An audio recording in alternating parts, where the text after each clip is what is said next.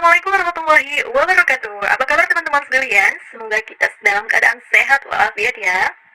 Kami mahasiswa dan mahasiswi UNSU akan memperkenalkan kepada teman-teman atau adik-adik sekalian mengenai jurusan Komunikasi Penyiaran Islam atau yang disebut dengan KPI. Nah, bagi adik-adik sekalian yang sangat penasaran dengan jurusan Komunikasi Penyiaran Islam ini, kakak dengan teman kakak akan menjelaskan tentang komunikasi penyiaran Islam ini secara ringkas namun jelas. Namun, sebelum kita menjelaskan tentang komunikasi penyiaran Islam ini, adalah lebih baiknya nih kakak memperkenalkan lebih dulu nih.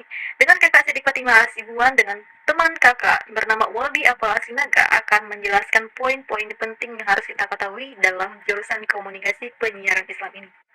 Mungkin bagi adik-adik yang sedang bingung dalam memilih jurusan, maka kakak sarankan nih ya untuk memilih jurusan komunikasi penyiaran Islam. Karena jurusan komunikasi dan penyiaran Islam ini akan memberikan peluang yang besar bagi adik-adik sekalian yang mempunyai basic dalam hal bidang jurnalistik maupun broadcasting ya.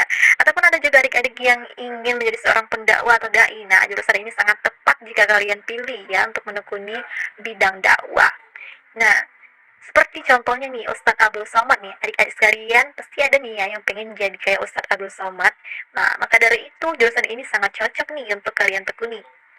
Nah, bagi adik-adik sekalian yang memilih jurusan komunikasi penyiaran Islam ini, maka adik-adik tidak hanya mendapat kemampuan dan keahlian di bidang jurnalistik dan penyiaran saja, melainkan juga dapat memperdalam pemahaman tentang prinsip-prinsip dalam agama Islam.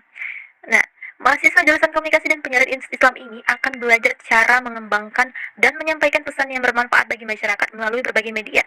Lulusan jurusan ini bahkan memiliki kesempatan untuk menjadi seorang pendakwah dan menebarkan pesan positif bagi umat Islam. Contohnya nih, Ustadz Abdul Somad ya. Siapa sih yang nggak pengen jadi beliau ya kan?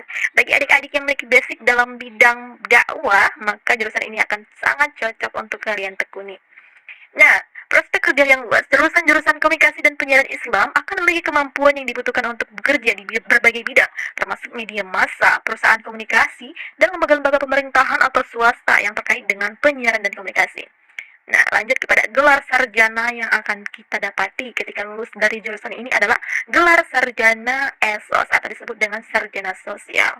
Nah, mungkin sampai sini yang dapat kakak jelaskan mengenai jurusan komunikasi dan penyiaran Islam. Selanjutnya akan dibahas oleh teman kakak yang bernama Waldi Apala Sinaga. Penjelasannya akan lebih lugas dan jelas. Kepada kakak Waldi Apala Sinaga, kami persilakan.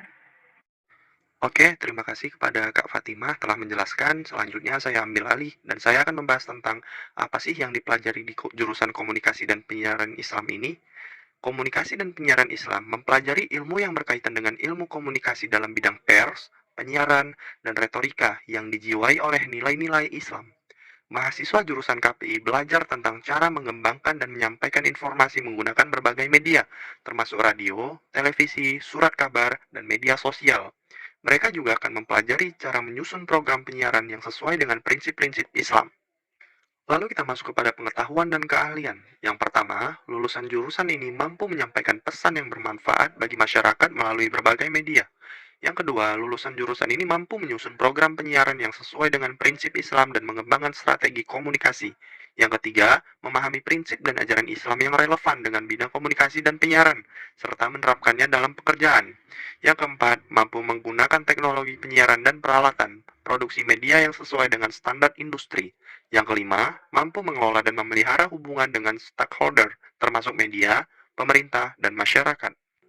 Tentang komunikasi penyiaran Islam.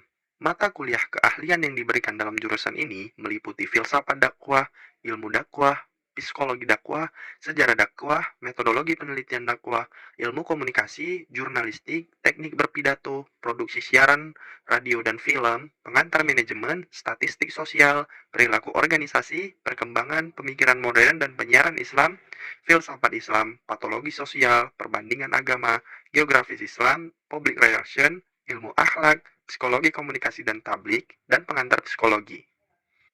Baik, sekian dari kami. Semoga apa yang kami sampaikan bisa bermanfaat dan juga menambah wawasan pengetahuan kita tentang komunikasi penyiaran Islam. Where is the want, there is the way. Di mana ada kemauan, di situ ada jalan. See you next time adik-adik sekalian. Hope your day is always successful. Baiklah, sekian dari kami. Assalamualaikum warahmatullahi wabarakatuh.